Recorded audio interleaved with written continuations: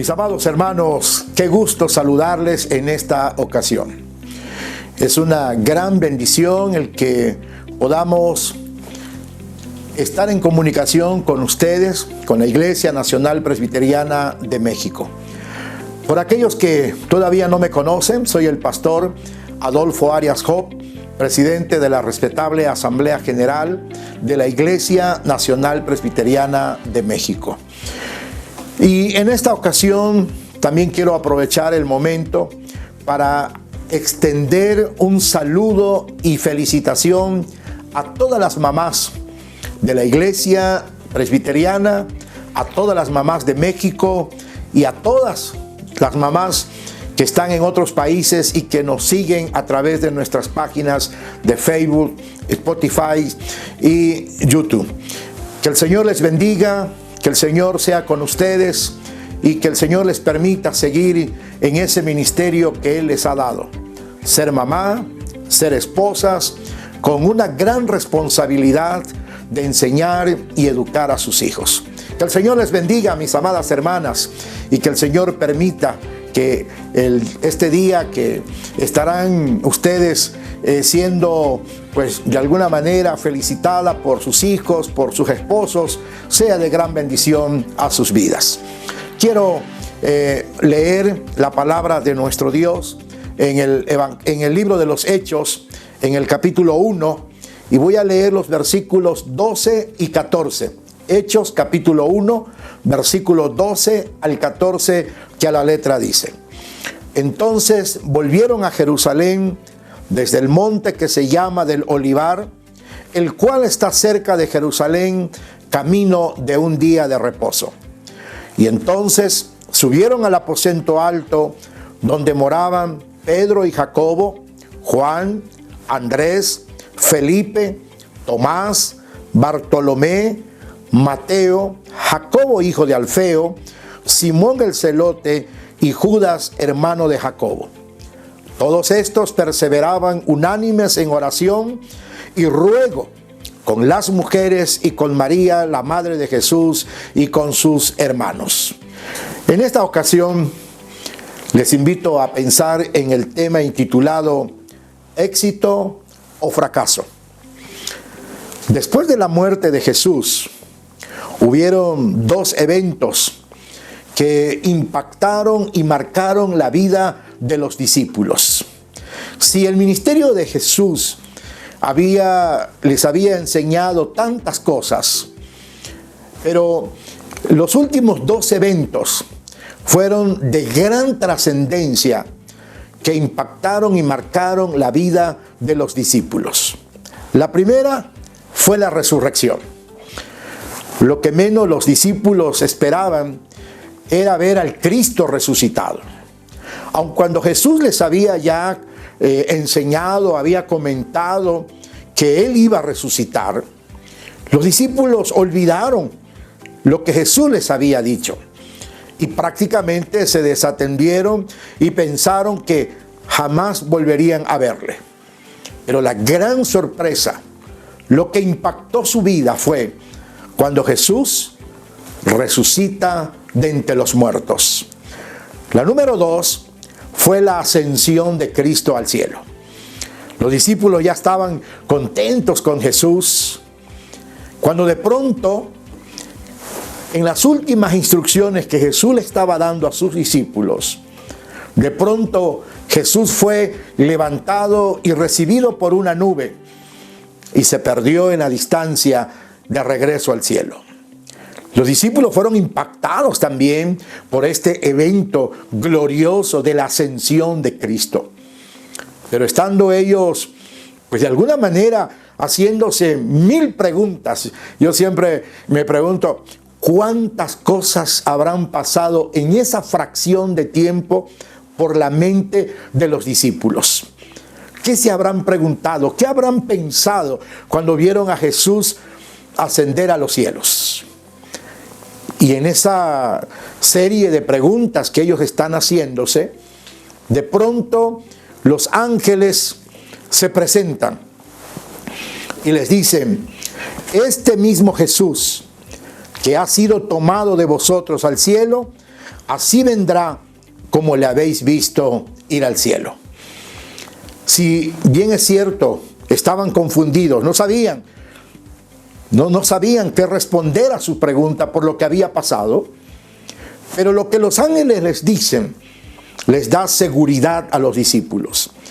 Este mismo Jesús que ha sido tomado de vosotros al cielo, así vendrá como le habéis visto ir al cielo. Es en ese momento cuando los discípulos entendieron la razón de su llamado y lo que implicaba la tarea del ministerio.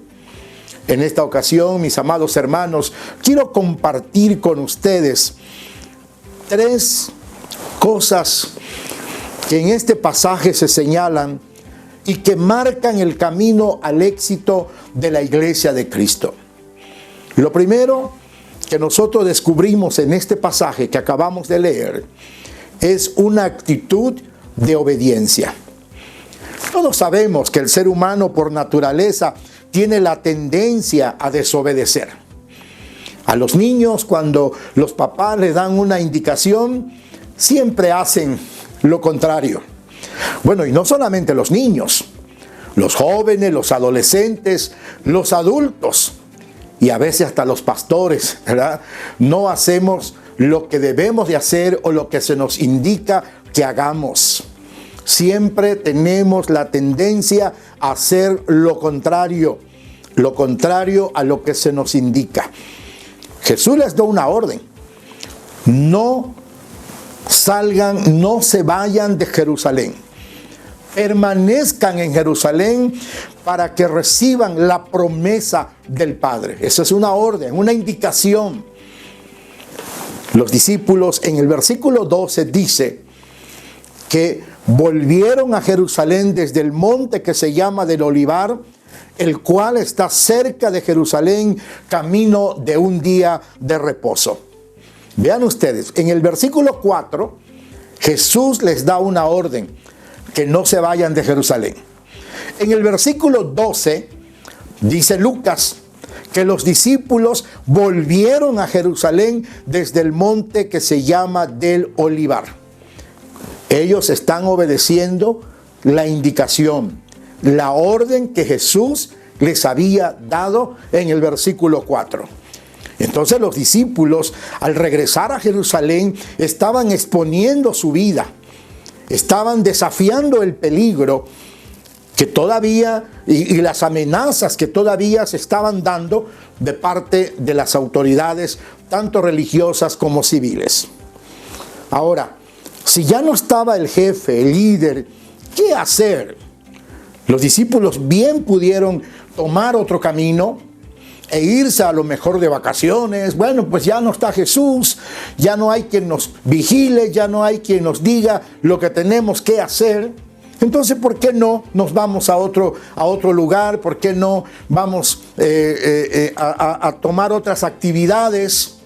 Pero vean ustedes que los discípulos no pensaron en lo que a ellos les convenía. Y la desobediencia en muchos de los casos se da por la falta de humildad. ¿Cómo voy a someterme? ¿Cómo voy a obedecer a lo mejor a alguien que está en el mismo nivel o a alguien que es menos que yo? ¿Cómo me voy a someter? ¿Cómo le voy a obedecer? ¿Cómo voy a hacer lo que él diga? Si yo tengo mejor preparación, yo tengo una mejor posición aquí en el ministerio, entonces, ¿por qué me tengo que someter? La falta de humildad ha llevado a muchos líderes al fracaso. Esa actitud también de prepotencia: yo puedo, yo lo hago, yo soy el que puedo hacer las cosas. O el yo tengo la razón, yo lo hago, yo soy el único que puedo. El orgullo, el ego, hermanos, esa actitud han dañado a la iglesia, han dañado a las instituciones, a los líderes que han perdido la visión de lo que Cristo quiere que hagamos como iglesia el día de hoy. La segunda cosa que encontramos en este pasaje es la unidad. La unidad es la característica esencial en el desarrollo de cualquier proyecto que se tenga, ya sea un proyecto empresarial, político o religioso. Lo contrario a la unidad es la división, el rompimiento, lo cual nos lleva al fracaso rotundo y letal. Mucha gente ha fracasado porque se ha dividido. Porque no puede mantener la unidad, no puede mantenerse en unidad. Y entonces viene el fracaso. En el versículo 13 del pasaje que leímos dice que entrados subieron al aposento alto donde moraban Pedro y Jacobo, Juan, Andrés, Felipe, Tomás, Bartolomé, Mateo, Jacobo hijo de Alfeo, Simón el celote y Judas, hermano de Jacobo. En el aposento alto, hermanos, moraban los líderes de la iglesia naciente. Podríamos decir los ancianos de la iglesia, los pastores del presbiterio. Ahí estaban reunidos los líderes. Ahí estaban reunidos las personas responsables de darle continuidad a lo que Jesús había enseñado. Allí estaban las personas que iban a darle continuidad al anuncio del reino de Dios en esta tierra. Allí estaban los líderes, pero debemos notar algo importante. Estaban juntos y en armonía. En ellos había una gran diversidad. Culturalmente hablando, eran diferentes. La cuestión académica, la cuestión familiar, todos venían de ciudades diferentes, tenían diferentes actividades en sus trabajos. Unos eran pescadores, otros eran cobradores de impuestos, otros tenían una familia, sus familias eran diferentes. Bueno, había una gran diversidad en ellos, pero estaban unidos, porque en medio de la diversidad habían aprendido, hermanos, a estar unidos, a representar dignamente el cuerpo de Cristo. ¿Y saben por qué? Porque ellos tenían en su corazón, en su mente, tenían presente las palabras de Jesús cuando hizo la oración en el Evangelio según San Juan, en el capítulo 17, versículos 22 y 23. Cuando Jesús dice, la gloria que me diste, yo les he dado para que sean uno, así como nosotros somos uno.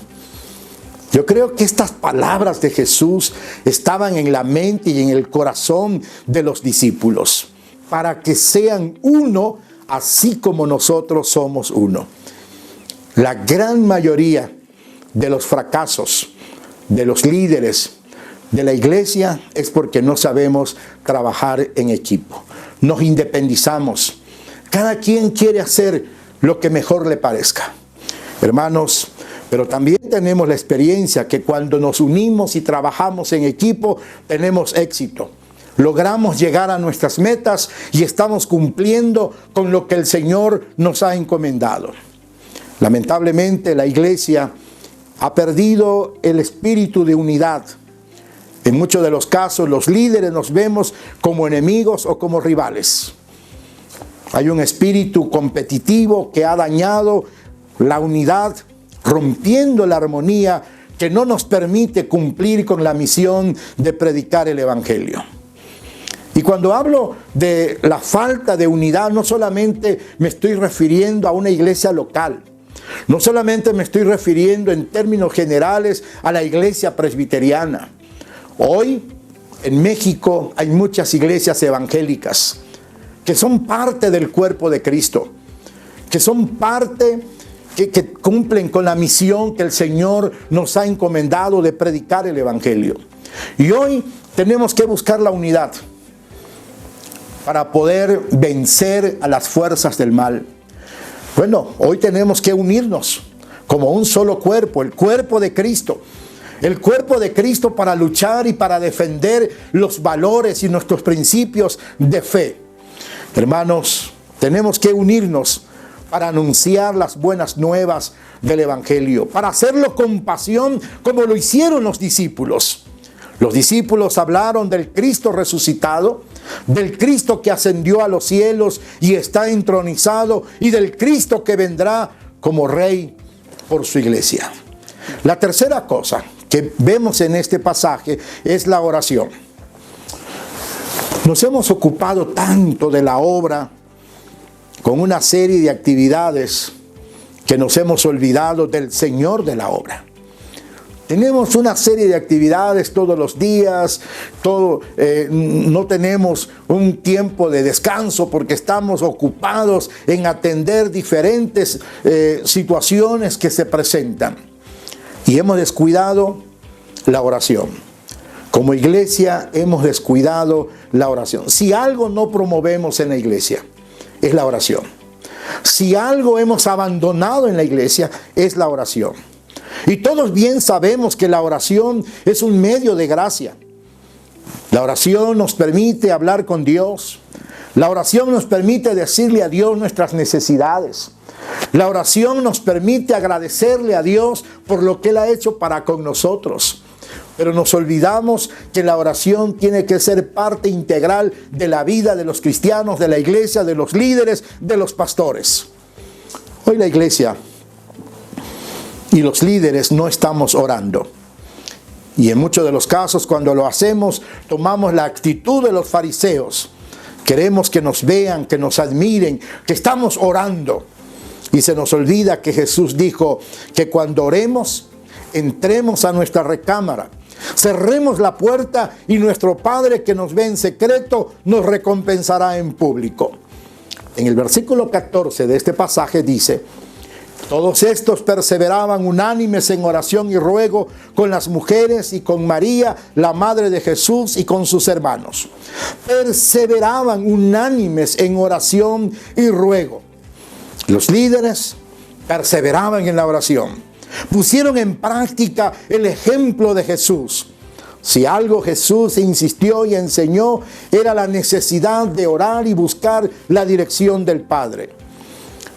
Nos queda claro que hemos aprendido mucha teoría, hablamos de valores, hablamos de honestidad, pero no ponemos en práctica las enseñanzas de Jesús. Si como iglesia pusiéramos en práctica el ejemplo que Jesús nos dejó de orar constantemente, hermanos, estaríamos llegando a la meta con éxito. La razón del fracaso de muchas iglesias, de muchos líderes, es porque hemos abandonado la oración. Los discípulos estaban practicando lo que Jesús les enseñó. Les enseñó a vivir en unidad, les enseñó a vivir, tener una vida de oración. Pero no solamente los discípulos se reúnen, sino que ahora vemos que ellos han integrado a las mujeres. Ahora están las mujeres con ellos también participando en la oración. Esto es interesante porque están rompiendo con las tradiciones, porque ellos están proyectando el futuro de la iglesia de Cristo. Hermanos, es interesante entonces que como iglesia nos pongamos a orar, a buscar la dirección de Dios para que no vayamos al fracaso, sino logremos alcanzar el éxito y llegar a nuestras metas. La iglesia, hermanos, es un gran ejército que si obedecemos, que si nos mantenemos unidos y oramos, alcanzaremos las metas con éxito. Y el mundo será impactado por la iglesia y el reino de Dios se extenderá hasta lo último de la tierra. Hermanos, es nuestro llamado en esta ocasión a que como iglesia busquemos ser obedientes al mandato del Señor. Procuremos la unidad. En medio de la diversidad podemos mantenernos unidos y en armonía para cumplir con la misión que el Señor nos ha dado. Pero también tenemos que orar y buscar la dirección del Señor en todo tiempo y en todo momento. Que Dios nos bendiga. Amén.